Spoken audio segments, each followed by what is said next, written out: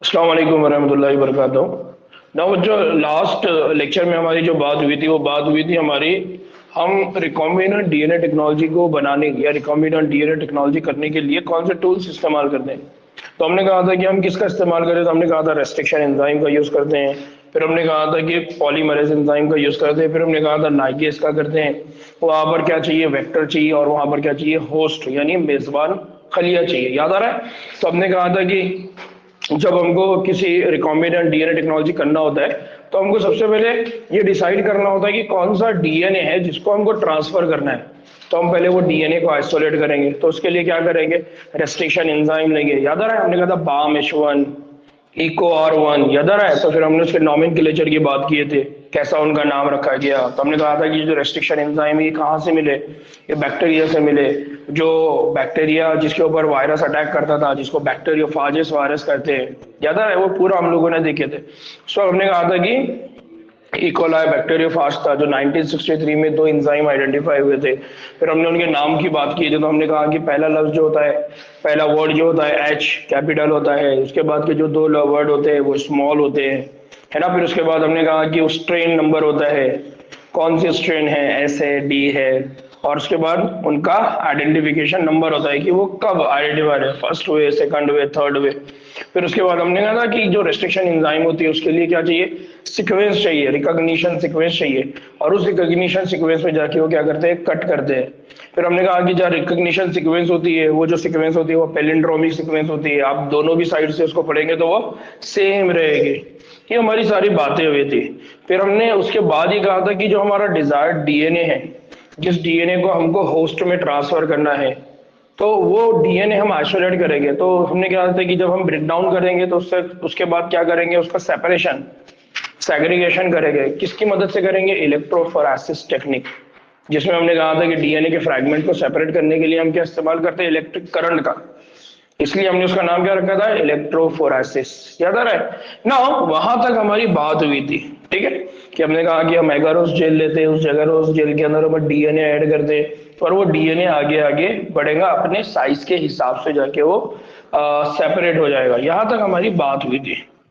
किसी को कुछ याद आ रहा है क्या, नहीं आ रहा है, आ रहा ना, हाँ।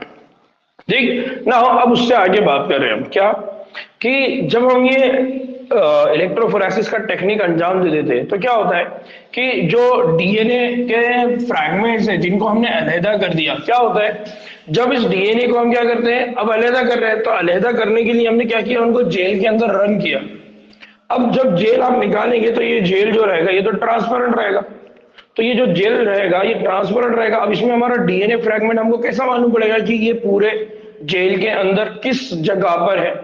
तो उसके लिए क्या किया जाता है, डीएनए को इथिडियम ब्रोमाइड, डीएनए को क्या करते हैं, इथिडियम ब्रोमाइड मुरक्कब से स्टेन करते हैं, और उसको बाद में यूवी शुआओं के जरिए चेक करते हैं। यानी हम क्या करते हैं, वो जो डीएनए है ये जो जेल है, ये जेल को हम क्या करते हैं, एक इथिडियम ब्रोमाइड, कौन है, इथिडियम, इथिडियम ब्रोमाइड, ये इथिडियम ब्रोमाइड का सॉल्यूशन लेते हैं और उसके अंदर ये जेल को डाल देंगे, ये जेल को ऐड कर देंगे। जेल को जैसे ऐड करेंगे तो जहां जहां पर डीएनए होगा वहां वहां डीएनए के अंदर इथिडियम ब्रोमाइड क्या हो जाएगा, चला जाएगा। फिर हम क्या करेंगे, उस जेल को उस इथिडियम ब्रोमाइड के सॉल्यूशन से निकालेंगे और उसको हम यूवी के अंदर रखेंगे। यूवी के अंदर मतलब क्या होता है, एक लाइट होता है, जैसा अपना ये लाइट है ना, इससे रोशनी निकल रही है, वैसे ही एक लाइट होता है, उससे सिर्फ यूवी रेज निकलती है। तो हम उस जेल को उस यूवी बल्ब के नीचे रख देंगे, और जब हम लाइट चालू करेंगे तो उसके नतीजे में क्या होगा, इथिडियम ब्रोमाइड जहां जहां चिपका है, इथिडियम ब्रोमाइड कहां चिपका है, जहां डीएनए है, तो इसका मतलब जहां जहां पर इथिडियम ब्रोमाइड होगा वहां वहां से रोशनी निकलेगी। किसकी वजह से, यूवी रेस की वजह से। इसका मतलब वो जगह पर कौन मौजूद है, डीएनए का फ्रैगमेंट। तो इस तरह से हमको वो इमेज दिखाई देती है कि ये जो आपको लाइट दिखाई दे रही है, या ये छोटी छोटी जगह पे थोड़ी थोड़ी थोड़ी थोड़ी लाइट दिखाई दे रही है, असल में ये किसकी लाइट है, डीएनए के अंदर मौजूद इथिडियम ब्रोमाइड। इससे आप ये अंदाजा लगा रहे हैं कि डीएनए को तो आपने यहां यहां ऐड किया था, लेकिन वो ट्रैवल करते हुए यहां तक पहुंचा, यहां पर यहां तक आ गया, यहां पर यहां तक आ गया। इस तरह से आप क्या करते हैं, डीएनए के फ्रैगमेंट को पहचानते हैं। बात समझ में आया? तो अब क्या होता है कि ये जो यूवी रेज है इसमें क्या होता है, खालिस डीएनए खितात को मराई रोशनी में और गैर स्टेन किए हुए नहीं देख सकते, यानी जिसके अंदर स्टेनिंग नहीं होगी वो दिखाई नहीं देगा, और किसके अंदर नहीं होगा, जो जहां जहां पर डीएनए नहीं होगा वहां पर कोई स्टेन नहीं रहेगी, यानी वहां से कोई लाइट नहीं निकलेगी, और जहां जहां से लाइट निकल रही है इसका मतलब वहां पर डीएनए का फ्रैगमेंट मौजूद है। ठीक है। नाउ इथिडियम ब्रोमाइड स्टेन, जो इथिडियम ब्रोमाइड स्टेन करने के बाद जो जेल है उस पर अगर हमने यूवी रेस किया तो डीएनए के अंदर क्या होगा, चमकदार कौन सा वाला रंग दिखाई देगा, नारंगी। उसको उन्होंने जे कर दिया, जीम। कौन सा रंग दिखाई देगा, नारंगी, है ना, जिसको हम क्या बोलते हैं, हम आमतौर पे क्या बोलते हैं इसको, नारंगी बोलते हैं। क्या बोलते हैं हम उसको, नारंगी कलर। नारंगी मतलब ऑरेंज, हाँ जाफरानी। नारंगी मतलब, नारंगी मतलब ऑरेंज में ही आता या ऑरेंज ही है, तो वही पूछ रहा ना मैं तुम लोग को, ऑरेंज है या कोई और है। ठीक है, तो उस तरह से वो दिखाई देता है। डीएनए की अलहदा की गई जितनी भी पट्टियां यानी जो भी फ्रैगमेंट्स है उनको बाद में हम क्या कहते हैं, एगारोस जेल से काट कर निकाल लेते हैं और जेल के टुकड़ों का इस्तखराज कर लेते हैं। यानी आप क्या करेंगे, फॉर एग्जाम्पल मुफ्ती साहब इधर देखिए, आपने देखिए ये डीएनए के फ्रैगमेंट है। अब ये डीएनए फ्रैगमेंट्स में से आपका डीएनए फ्रैगमेंट कौन सा है। फॉर एग्जाम्पल आपको मालूम था कि यार मेरा जो डीएनए फ्रैगमेंट है उसकी जो लेंथ है, उसका जो साइज है, मेरा जो डीएनए फ्रैगमेंट है उसका जो साइज है फॉर एग्जाम्पल वो 5 केबी है, यानी 5000 बेस पेयर, ऐसे ही बढ़ते ना 5 केबीपी, 5000 बेस पेयर। तो अब क्या हो गया, फॉर एग्जाम्पल जब ट्रैवल कर रहा है तो आप कह रहे हैं कि ये 5000 बेस पेयर का है। अब आपके लिए प्रॉब्लम क्या है, अब आपके लिए दुश्वारी ये है कि ये डीएनए तो जेल में है, अब जेल से उसको क्या करना पड़ेगा, निकालना पड़ेगा। तो फिर अब आप क्या करेंगे, आप यहां पर क्या करेंगे, इतने से जेल को क्या कर देंगे, कट कर देंगे और वहां से उसको निकालेंगे, और निकालने के बाद इसके ऊपर एक अमल किया जाता है, उस अमल को कहा जाता है इल्यूशन। क्या कहते हैं, इल्यूशन। इल्यूशन में आप क्या करते हैं, इल्यूशन में आप ये करते हैं कि वो जो जेल है उसको आप एक बफर में ऐड करते हैं, ताकि आप क्या करेंगे, उस जैसा हमने कहा ना कि जेल है तो जेल के अंदर पोर रहेंगे, तो पोर की वजह से डीएनए अंदर गया तो पोर की वजह से डीएनए बाहर भी आएगा। तो एक पूरी टेक्निक परफॉर्म करते हैं और उसकी मदद से जेल के अंदर से डीएनए को क्या कर देते हैं, बाहर कर देते हैं, यानी उसको इल्यूट आउट कर दे। इल्यूट करना मतलब बाहर निकालना, और बाहर निकालने के इसी अमल को यहां पर क्या बोल दिया, इल्यूशन। क्या बोल दिया गया, इल्यूशन। तो इस तरह से आप क्या करते हैं, जेल के टुकड़ों से डीएनए के फ्रैगमेंट को, डीएनए के टुकड़े को आप निकाल लेते। तो जब आप जेल के टुकड़े से डीएनए के टुकड़े को बाहर निकालेंगे उस अमल को क्या कहा गया, इल्यूशन। बात समझ में आई? ठीक ना। अब आपने क्या किया, अब आपने इस तरीके से खालिस डीएनए फ्रैगमेंट को निकाल दिया, यानी जो आपका डिजायर्ड डीएनए है जिसको आपको क्या करना है, ट्रांसफर करना है। नाउ अब इस डीएनए को आप क्या करेंगे, क्लोनिंग वेक्टर, किसके साथ जोड़ देंगे उसको आप, क्लोनिंग वेक्टर। और क्लोनिंग वेक्टर के साथ जैसे ही उसको मुंसलिक करेंगे उसके बाद क्या बन जाएगा, बाद मुत्तहद डीएनए। यानी कौन सा डीएनए बन गया, रिकॉम्बिनेंट। कौन सा डीएनए मिल गया आपको, रिकॉम्बिनेंट डीएनए। रिकॉम्बिनेंट डीएनए का मतलब क्या है, आप क्या करेंगे, उसको वेक्टर को कट करेंगे, डिजायर्ड डीएनए ऐड करेंगे और दोबारा आपने उसको कंबाइन कर दिया, यानी रिकॉम्बिनेंट डीएनए। तो इस पूरे रिकॉम्बिनेंट डीएनए के प्रोसेस में बात क्या होगी, पहले आपने ये डिसाइड किया कि कहां से डीएनए लेना है, फिर उस ऑर्गेनिज्म से आपने डीएनए निकाला, फिर डीएनए को कट किया, कट करके उसको सेपरेट किया, सेपरेट करने के बाद जो आपका डिजायर्ड डीएनए था, जो आपका चाहत वाला डीएनए था, या जो डीएनए से आपको काम था, उतने से डीएनए फ्रैगमेंट को आपने उस इलेक्ट्रोफोरेसिस जेल से बाहर निकाला। अब आपने उसको किस में डाल दिया, वेक्टर। जो उसको अब होस्ट में लेकर जाने वाला है। जैसा हमने ना, याद आ रहा है पिछले बार किसकी एग्जांपल पढ़े थे? होस्ट वेक्टर के लिए किसके एग्जांपल पढ़े थे हमने? ले जाने के लिए मच्छर। याद आ रहा है ना कि जैसा मच्छर करता है लेके जाता है, अंदर ले आकर छोड़ देता है, तो वैसे ही हम हमारे डिजायर्ड डीएनए को कहाँ ऐड कर देंगे? वेक्टर के अंदर। अब ये वेक्टर और डीएनए को हम किस में ऐड करेंगे? होस्ट में। ठीक है, यहां पर किसी को कोई डाउट है? बात क्लियर हुई? बात क्लियर हुई?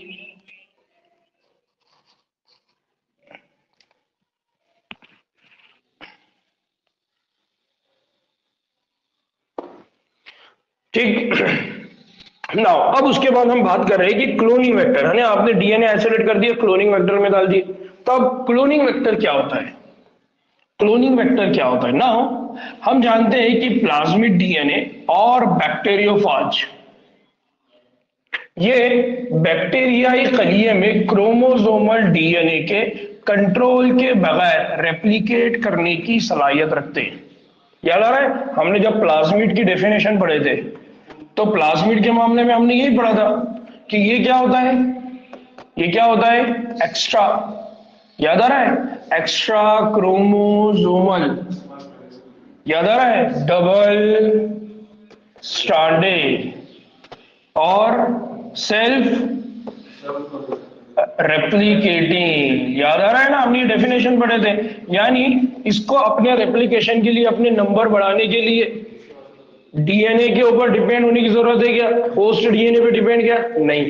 तो ये अपना रेप्लिकेशन खुद कर सकता है। दूसरा, बैक्टीरियोफाज। बैक्टीरियोफाज मतलब वो वायरस जो बैक्टीरिया के अंदर रहेगा, उसका भी जो डीएनए है वो खुद ही अपना क्या करेगा? रेप्लिकेशन करेगा। ठीक है। नाउ अब बैक्टीरियोफाज की कसीर तादाद की वजह से बैक्टीरियाई जो खलिए होते हैं उनमें जीनोम की मुतादिद नस्लें क्या हो जाती है? बन जाती है। यानी हम क्या बोल रहे हैं, जो बैक्टीरियोफाज है, अब ये फॉर एग्जांपल ये वायरस है, ये वायरस आएगा इस बैक्टीरिया के ऊपर अटैक करेगा। अब ये वायरस ने अपना डीएनए बैक्टीरिया में डाल दिया, तो अब ये वायरस का जो डीएनए है वो कहाँ रेप्लिकेट करने वाला है? उसके नंबर कहाँ बढ़ने वाले हैं? बैक्टीरिया में। यानी बैक्टीरिया का डीएनए तो है ही, लेकिन बैक्टीरिया के डीएनए के अलावा किसका डीएनए यहाँ रेप्लिकेट कर रहा है? वायरस। यानी वायरस के डीएनए की कॉपी नंबर क्या हो गई? बढ़ गई। यानी उसकी जीनोम की कई सारी क्या बन जाएंगी? नकलें। अब एक और कंसेप्ट है, क्या? कुछ प्लाज्मिड है, कुछ प्लाज्मिड ऐसे हैं जिनका जो क्या होता है, बहुत उनकी जो तादाद होती है बहुत कम होती है, और उनका जो नंबर होता है या तो एक रहेगा या दो की तादाद में ही हमेशा बैक्टीरिया में होगी। यानी हमेशा ऐसा नहीं होगा कि एक प्लाज्मिड है तो वो एक प्लाज्मिड के 100 कॉपी बनती है, नहीं। कुछ प्लाज्मिड ऐसे होंगे जिनका कॉपी नंबर कम रहेगा, किसी का कॉपी नंबर, कुछ ऐसे रहेंगे जिनका कॉपी नंबर सिर्फ या तो एक होगा या तो दो होगा। यानी हमको सिर्फ एक दो ही कॉपी चाहिए, 100 कॉपी नहीं चाहिए, क्योंकि अगर ज्यादा डीएनए की कॉपी बन गई तो बैक्टीरिया के अंदर वो डीएनए के नंबर भी क्या हो जाएगा? बढ़ जाएगा। यानी वो डीएनए से बनने वाला प्रोटीन, उसकी क्वांटिटी भी बढ़ जाएगी, और उस प्रोटीन की वजह से जो फिनोटाइप बनता है वो भी ज्यादा हो जाएगा। यानी हमको ऐसा तो नहीं चाहिए। तो यहाँ पर वही बात हो रही है। नाउ जबकि कुछ प्लाज्मिड ऐसे होते हैं जिनके अंदर 15 से 100 नंबर तक फी सेल क्या बनते रहती है? कॉपी। यानी कुछ प्लाज्मिड ऐसे हैं जब उनका रेप्लिकेशन होता है तो वो अपना रेप्लिकेशन जब करते हैं तो 15 से लेके 100 तक वो अपना क्या कर देते हैं? रेप्लिका बना देते हैं। यानी क्या बना देते हैं? कॉपी। बात समझ में आ रही है? तो जो बैक्टीरियोफाजेस है, जब वो बैक्टीरिया में जाते हैं तो वो अपना कॉपी बढ़ाते हैं। प्लाज्मिड भी जब बैक्टीरिया में जाते हैं तो अपना नंबर बढ़ाते हैं। बट कुछ प्लाज्मिड ऐसे हैं जिनका कॉपी नंबर या तो एक रहेगा या दो रहेगा, और किसी का बहुत ज्यादा भी बनाते हैं तो कितना रहेगा? 1500 से 100। ठीक है। और इसी तरह से ये तादाद और भी क्या हो सकती है? ज्यादा हो सकती है। तो कुछ प्लाज्मिड ऐसे रहेंगे जिनके नंबर 1000 भी हो सकते हैं।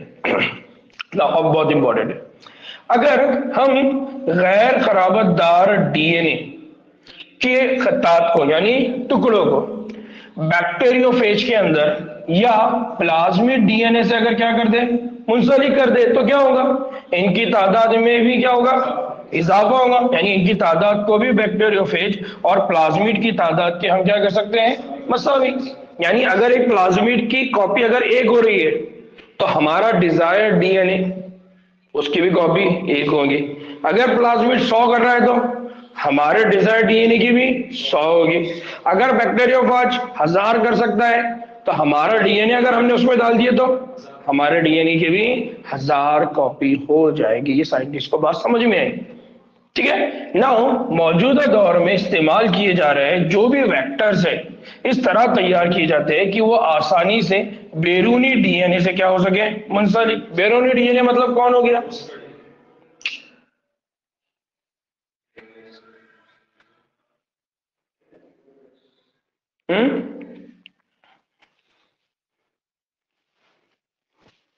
मौलाना सही बोले ना, है ना। तो मैं कंफ्यूज इसीलिए करा कि जरा देखना है सिर्फ, क्योंकि हमने क्या करे, हमने प्लाज्मिड लिए, हमने बैक्टीरियोफेज लिए। अब हम जो प्लाज्मिड और बैक्टीरियोफेज है उनको यूज कर रहे हैं एज अ वेक्टर, तो उनके अंदर ये सलाहियत होना कि अगर उनको हमने होस्ट में भेजे तो वो वहां जाके भी क्या हो जाए, आसानी से उसके साथ जुड़ जाए। क्योंकि अगर वो प्लाज्मिड अंदर जाके जुड़ता है तो इसका मतलब अपने साथ क्या ले जाएगा, किसका डीएनए, हमारा डिजायर्ड डीएनए। बात समझ में आ रही है। तो हम प्लाज्मिड क्यों यूज कर रहे हैं, बैक्टीरियोफेज क्यों यूज कर रहे हैं, ताकि हम हमारा डिजायर्ड डीएनए उस होस्ट में ऐड करें। इसका मतलब वेक्टर बीच का है, मिडल काम करने वाला है, यहां से लेगा यहां देगा। समझ में आया। तो वेक्टर क्या करेगा, बैरूनी डीएनए से जल्दी से ज्वाइन हो जाएगा और इस तरह से गैर बाज मुत्तहद शुदा यानी non recombinant DNA, non recombinant से फिर क्या बन जाएगा, बहुत अच्छे, नॉन रिकॉम्बिनेंट से फिर वो क्या बन जाएगा, बाज मुत्तहद शुदा यानी क्या बन जाएगा, रिकॉम्बिनेंट डीएनए। बात समझ में आई। तो हमने पहले क्या करे, डीएनए आइसोलेट करे, कौन सा वाला डीएनए, डिजायर्ड, जो कैरेक्टर हमको चाहिए, जो फिनोटाइप हमको चाहिए वो डीएनए हमने निकाले। उसके लिए हमने पहले क्या करे, डीएनए को रेस्ट्रिक्शन एंजाइम से तोड़े, छोटे छोटे फ्रैगमेंट बनाए, उन फ्रैगमेंट को फिर सेपरेट करे, किसकी मदद से, जेल इलेक्ट्रोफोरेसिस। और जेल इलेक्ट्रोफोरेसिस करने के बाद जब डीएनए सेपरेट हो गया तो फिर उसको देखने के लिए हमने उसको किसमें रखे थे, इथोडियम ब्रोमाइड। और इथोडियम ब्रोमाइड में जब हमारे को मालूम पड़ गया कि ये डीएनए हमारा जेल के अंदर इस जगह पर है, तो उतने से टुकड़े को हमने निकाले, उसमें से हमारे डीएनए को निकाले, उस डीएनए को हमने वेक्टर में डाले। अब वो वेक्टर को हम कहाँ भेजने वाले हैं, होस्ट में, यानी बैरूनी डीएनए के साथ उसको क्या करने वाले हैं, अब जोड़ने वाले। बात समझ में आई। यहां पर किसी को कोई प्रॉब्लम है,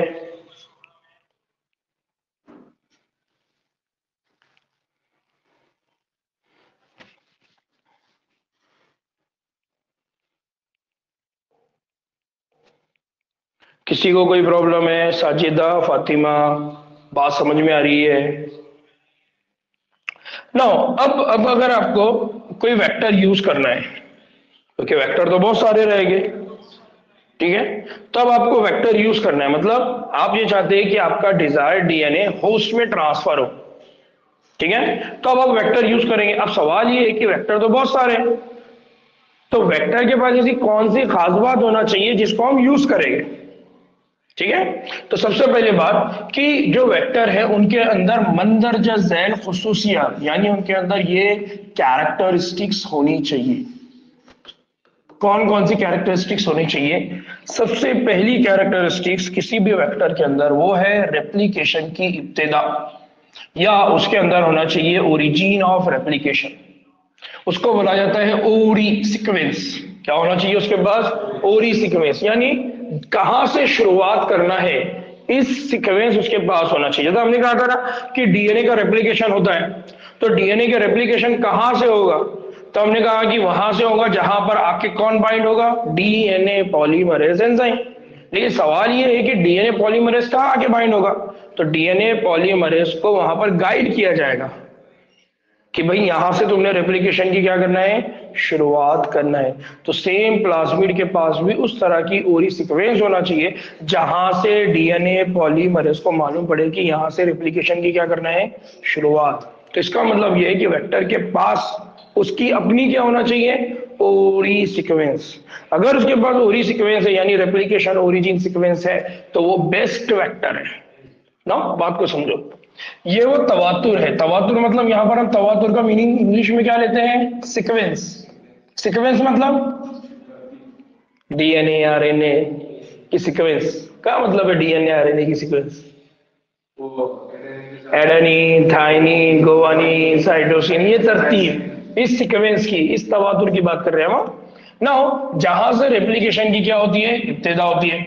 जब किसी डीएनए का कोई टुकड़ा इस तवातुर से यानी उस पूरी सीक्वेंस से मुंसलिक हो जाता है तो अब क्या होगा, मेजबान खलियों के अंदर जब भी रेप्लिकेशन होगा, तो मेजबान खलियों के अंदर जब भी रेप्लिकेशन होगा तो आपके डिजायर्ड डीएनए का भी क्या होगा, रेप्लिकेशन। यानी अगर आपने बैसिलस थोरेनजिनेसिस से डीएनए निकाल के कॉटन में डाले तो कॉटन जितने बार मल्टीप्लाई करेगा, जितने बार रेप्लिकेट करेगा, बैसिलस थोरेनजिनेसिस का डीएनए भी उतने बार रेप्लिकेट करेगा। क्यों करेगा, क्योंकि आपने उस मेजबान खलिए में, उस होस्ट के, उस कॉटन के डीएनए में डिजायर्ड डीएनए को वहां डाला जहां पर कौन सी सीक्वेंस मौजूद थी, ओरिजिन सीक्वेंस। क्योंकि जब जब वो ओरिजिन सीक्वेंस से रेप्लिकेशन स्टार्ट होगा तो उसके बाद ठीक पीछे कौन सा डीएनए, डिजायर्ड डीएनए। तो जब जब रेप्लिकेशन होगा तो साथ में डीएनए का भी रेप्लिकेशन। ये तवातुर यानी ये सीक्वेंस मुंसलिक किए गए डीएनए की नकल की तादाद को क्या करेंगी, कंट्रोल करने के लिए भी जिम्मेदार है।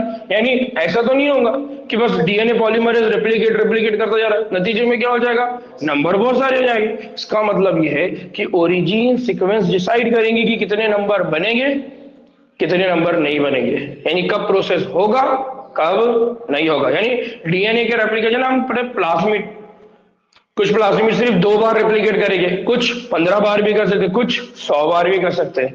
तो ओरिजिन सीक्वेंस डिसाइड करेगा कि वो कितने बार रेप्लिकेट करेगा।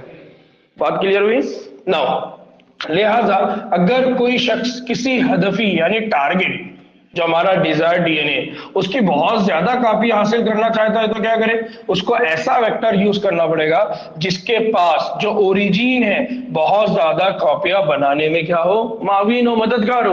यानी उसको ये पहले देख लेना पड़ेगा कि ये ओरी सीक्वेंस किस तरह का है। ये सिर्फ एक कॉपी बनाने के लिए जिम्मेदार है क्या, 2 कॉपी बनाने के लिए जिम्मेदार है, या 10 बनाने के लिए, या 15। यानी वो ओरिजिन सीक्वेंस की ताकत कितनी है ना। जैसा फॉर एग्जाम्पल भाई आप दावत में जा रहे हैं, नान खली की दावत है, अब आपने दोस्त लेकर के जो एक ही नान खाता, प्रॉब्लम क्या हो जाएगी, मजबूरन आपको भी एक ही खाना पड़ेगा। तो दावत में जाते वक्त 2 4 5 6 जिसकी 10 की कैपेसिटी उसको लेके जाना, तो आपका भी फायदा होगा क्योंकि आपको भी 10 नान खाने को मिलेगी।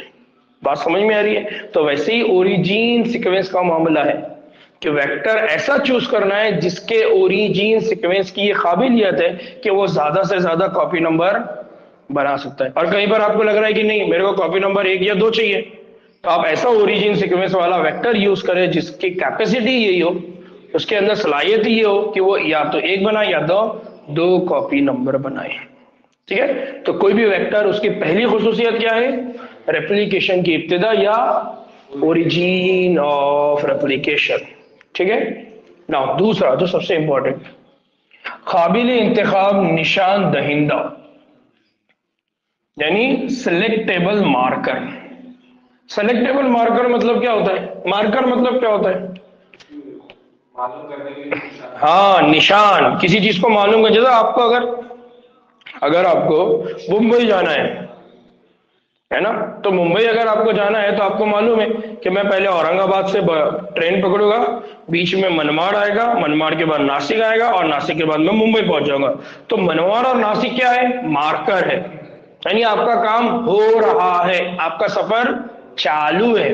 अगर आपको मालूम पड़े कि नहीं मेरे को जाना है मुंबई और मालूम पड़ा कि रास्ते में क्या हो गया, मनमाड़ तो आया, मनमाड़ के बाद अचानक में जलगांव आ गया, इसका मतलब क्या है, आपका रास्ता भटक गया, यानी आप आपकी मंजिल पे पहुंचने वाले नहीं है।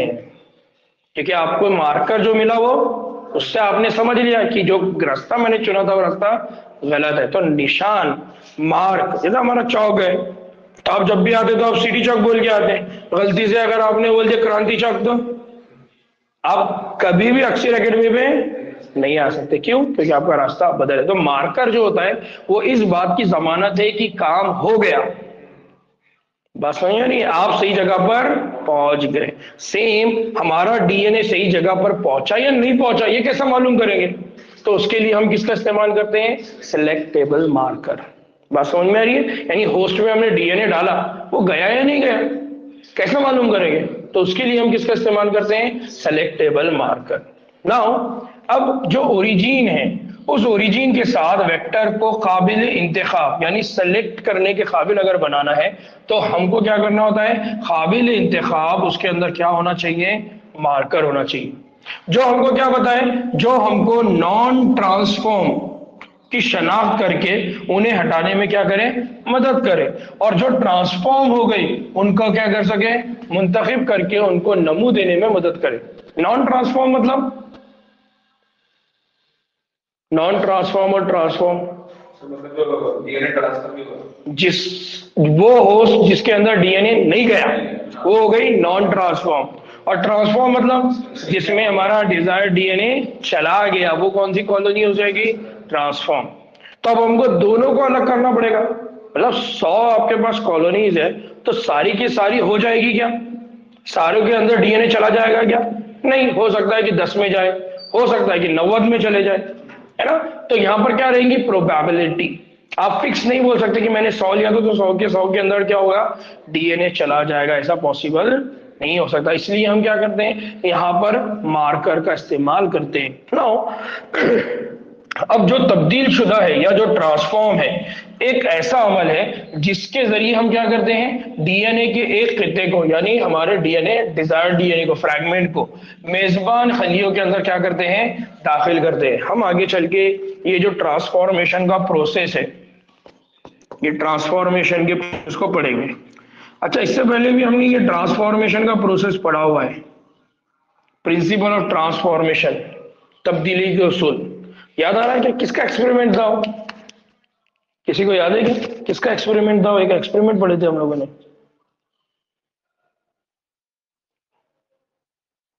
ग्रिफिथ, बहुत अच्छे साथीदा। ग्रिफिथ का याद आ रहा है?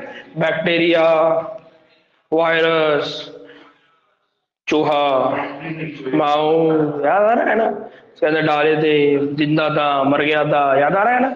जिसके अंदर हमने मरा हुआ डाले वो जिंदा रह गया। फिर मालूम करे तो उसके अंदर क्या हो गया था? ट्रांसफॉर्मेशन। क्या जो जिंदा था मर गया था? मर गया था। क्यों मर गया था? क्योंकि हमने जो बैक्टीरिया उसमें डाले थे वो बैक्टीरिया पहले तो बीमारी नहीं कर रहा था, लेकिन बाद में अचानक बीमार करने लग गया। याद आ रहा है ना? पूरा हमने पढ़े थे। तो सेम ट्रांसफॉर्मेशन का कंसेप्ट हमने जिस तरह से वहां पढ़ा था, सेम हम यहाँ पढ़ने वाले।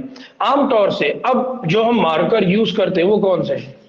आमतौर से एम्पिसिलिन, क्लोरामफिनिकॉल, टेट्रासाइक्लिन, कोहनामाइसिन जैसे एंटीबायोटिक के तई मज़ाहमत कोड करने वाले जो जीन होते हैं, इकोलाई के लिए मुफीद, काबिल इंतखाब, निशानदार तस्वूर किए जाते हैं। यानी हम क्या कर रहे हैं? अब इधर ध्यान दो, इधर ध्यान दो। हम क्या कर रहे हैं? हमको क्या चाहिए? Origin of replication. और हमको क्या चाहिए? हमको चाहिए जो कि क्या शो करे? Selectable marker. और यहां जो सेलेक्टेबल हम मार्कर यूज कर रहे हैं वो सेलेक्टेबल मार्कर क्या है? Drug resistance genes. Drug resistance genes मतलब एंटीबायोटिक रेजिस्टेंस जीन्स। क्या मार्कर यूज कर रहे हैं हम? Antibiotic resistance genes. कौन से एंटीबायोटिक के अगेंस्ट में इस बैक्टीरिया ने रेजिस्टेंस शो करना चाहिए? एक है एम्फिसिलिन, दूसरा है टेट्रासाइक्लिन, चौथा है क्लोरामफेनिकॉल। ठीक है? तो टेट्रासाइक्लिन, एम्फिसिलिन, क्लोरामफेनिकॉल, इनके अगेंस्ट में उसने क्या शो करना चाहिए? रेजिस्टेंस। रेजिस्टेंस मतलब क्या? मतलब वो रेजिस्टेंस शो करना चाहिए सेलेक्टेबल मार्कर ने।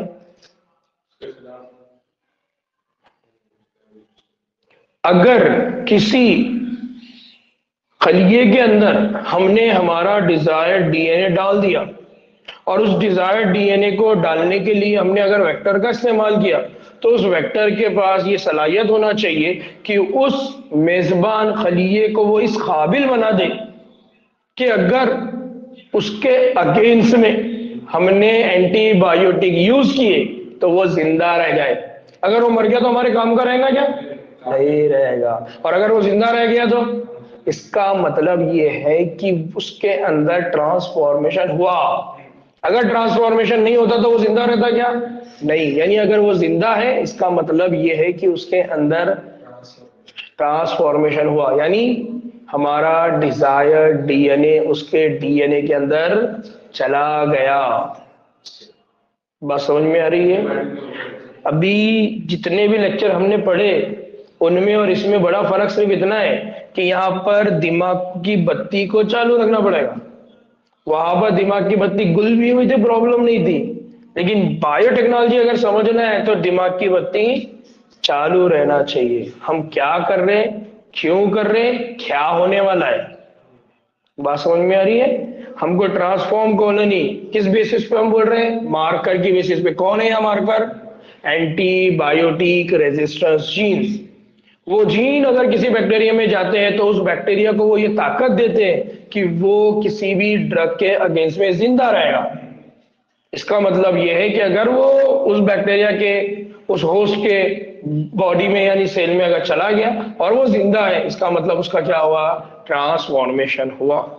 आम इकोलाई खलियों में इनमें से किसी भी एंटीबायोटिक के तय मजामत नहीं होती। यानी आमतौर पे इकोलाई क्या होते हैं? वो गैर मजामती होते हैं। यानी क्या? यानी क्या?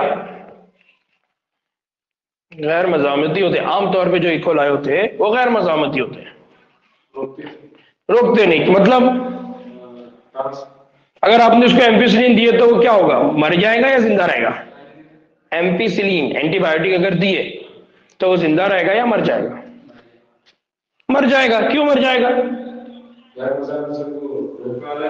हाँ, क्योंकि उसके अंदर एंटीबायोटिक रेजिस्टेंस जीन नहीं है, इसलिए वो मर जाते हैं। और अब आपने आपका डिजायर्ड डीएनए के साथ एंटीबायोटिक रेजिस्टेंस जीन उसके अंदर डाल दिए, तो अब उसके अंदर ट्रांसफॉर्मेशन हो गया। यानी अब किसी भी ड्रग से वो मरने वाला नहीं है। यानी अगर वो जिंदा है तो इसका मतलब उसके अंदर क्या हुआ? ट्रांसफॉर्मेशन यानी रिकॉम्बिनेशन हो गया। यानी आपका डिजायर्ड डीएनए उसके अंदर चला गया। बात क्लियर हुई? तो इसको बोला जाता है सेलेक्टेबल मार्कर। नाउ अब एक और कंसेप्ट है कि सेलेक्टेबल मार्कर में जरूरी है क्या?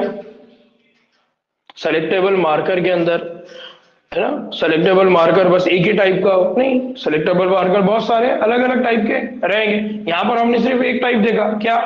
Antibiotic resistance gene. अब सवाल यह आता है कि हमको तो वेक्टर के अंदर हमारा डिजायर्ड डीएनए ऐड करना है, लेकिन अगर उस वेक्टर के अंदर एक ही जगह हो जहां पर हम हमारा डीएनए ऐड कर सकते, तो अगर हमने 100 वेक्टर लिए और 100 वेक्टर को हमको कट करना है, तो जरूरी नहीं है कि 100 के 100 वेक्टर पे आप सही जगह पे कट करें जहां पर आपका डिजायर्ड डीएनए जाएगा। बात समझ में आ रही है मेरी? ये एक वेक्टर है, इसके पास यहां से यहां ओरी सीक्वेंस है, यहां सेलेक्टेबल मार्कर है, ठीक है। अब इस वेक्टर के अंदर आपको क्या करना है? आपका डिजायर्ड डीएनए क्या करना है? डिजायर्ड डीएनए आपको क्या करना है? यहां पर ऐड करना है। इसका मतलब यह है कि जब आपको आपका डिजायर्ड डीएनए ऐड करना पड़ेगा तो आपको यहां पर कहीं पर क्या करना पड़ेगा? कट लगाना पड़ेगा, ठीक है। अब सवाल ये आता है कि अगर इस वेक्टर के अंदर एक ही लोकेशन पर अगर कट लगा सकते तो प्रॉब्लम ये हो जाएगी कि एक एग्जैक्ट लोकेशन पे कट करना बहुत मुश्किल काम है। इसका मतलब अब आपके लिए ये सोचना पड़ेगा कि कोई ऐसा वेक्टर हो जिसके अंदर सिर्फ एक जगह ना हो जहां पर कट करना पड़े, बल्कि उसके अंदर बहुत सारी जगह हो जहां पर आप आसानी से क्या कर सकते हैं, कट। इसका मतलब ये है कि 100 में से अगर 90 वेक्टर भी अगर आप यूज करेंगे तो पॉसिबिलिटी ये है कि 90 के अंदर उस जगह पे कट लगेगा जहां पर आप आसानी से डीएनए को क्या कर सकते हैं, ऐड कर सकते हैं। लेकिन अगर सिर्फ एक ही जगह रही कट करने के लिए तो 90% पॉसिबिलिटी ये रहेंगे कि एग्जैक्ट जगह पर डीएनए कट हुआ ही नहीं, यानी वेक्टर कट हुआ ही नहीं, तब आपका आपका डिजायर्ड डीएनए उसमें ऐड नहीं कर सकते। इसीलिए साइंटिस्ट ने ये डिसाइड करे कि क्लोनिंग जो साइट हो, जो क्लोनिंग साइट हो, यानी क्लोनिंग साइट मतलब वो साइट जहां पर आप आपका डिजायर्ड डीएनए क्या कर देंगे, ऐड कर देंगे। तो फॉर एग्जांपल ये वेक्टर है, इस वेक्टर में यहां पर आपने कट किया तो कट करने के बाद आप क्या करेंगे, यहां पर आपका डीएनए ऐड कर देंगे।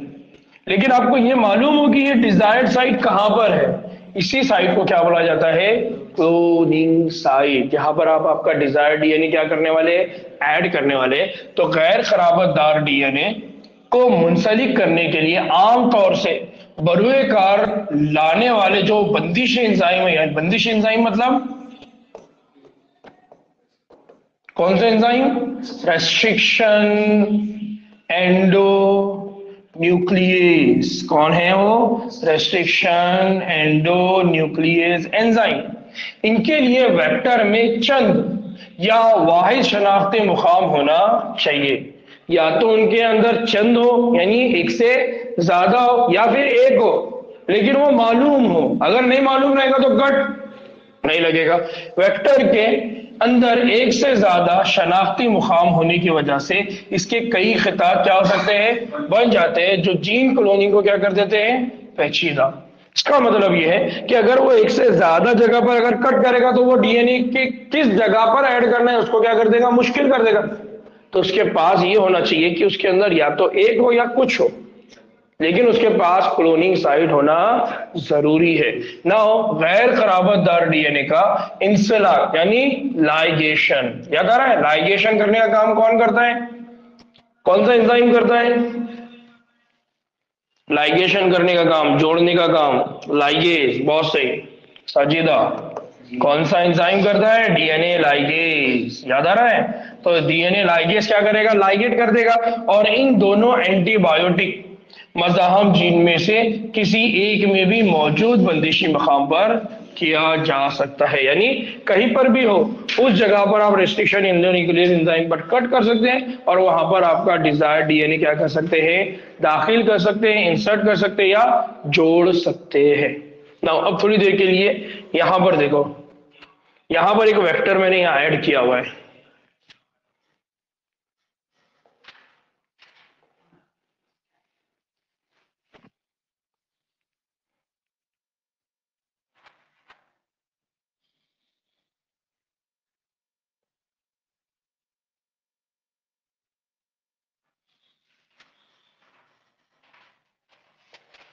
ना अब यहां पर देखो एक क्लोनिंग वेक्टर है। कौन सा क्लोनिंग वेक्टर है, उसका नाम है PBR। क्या नाम है उसका, अगर आप इंग्लिश में देखेंगे तो इस तरह से PBR 322।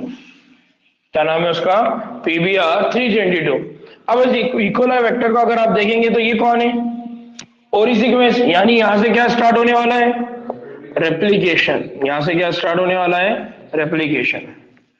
दूसरा कि ये है एम्फिसिलिन रेजिस्टर्स और ये है टेट्रासाइक्लिन रेजिस्टर्स। यानी ये जो जीन है, ये जीन किसके लिए है, एम्फिसिलिन रेजिस्टर्स। यानी कौन सी प्रॉपर्टी प्रोवाइड करेगा, सेलेक्टेबल मार्कर, यानी एंटीबायोटिक रेजिस्टेंस।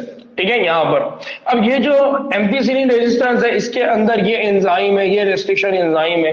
यहां पर ये BAM-H1 रेस्ट्रिक्शन एंजाइम है, SAL1 रेस्ट्रिक्शन एंजाइम है। यहां पर एक PVU2 है, यहां पर HIM3 कॉल, यानी हमको एग्जैक्टली उसकी लोकेशन मालूम है कि किस जगह पर कट होगा और किस जगह पर हमारा डिजायर्ड डीएनए क्या करेंगे, ऐड करेंगे। तो ये एक बेसिक से एग्जांपल है वेक्टर की, कि वेक्टर के पास कुछ खुसूसियात है जो जरूरी है। सबसे पहली खुसूसियत क्या है कि उस वेक्टर के पास क्या होना चाहिए, ओरिजिन ऑफ रेप्लिकेशन। दूसरा क्या होना चाहिए? Selectable marker. और तीसरा क्या होना चाहिए? Cloning site. तीसरा क्या होना चाहिए? Cloning site. अगर कोई वेक्टर ऐसा है तभी जाकर हम उसके अंदर क्या कर सकते हैं? ट्रांसफॉर्मेशन, यानी हम उसकी मदद से रिकॉम्बिनेंट डीएनए बना सकते हैं। ठीक है नाउ, बाकी का जो है इंशाल्लाह वो हम कल देखेंगे। मगरिब के अजान को कितना टाइम है मौलाना?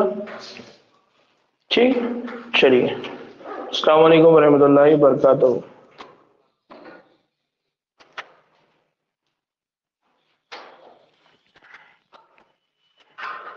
साहिदा बेटा, आप मेरे व्हाट्सएप पे मैसेज करो, मैं आपको जवाब देता हूँ।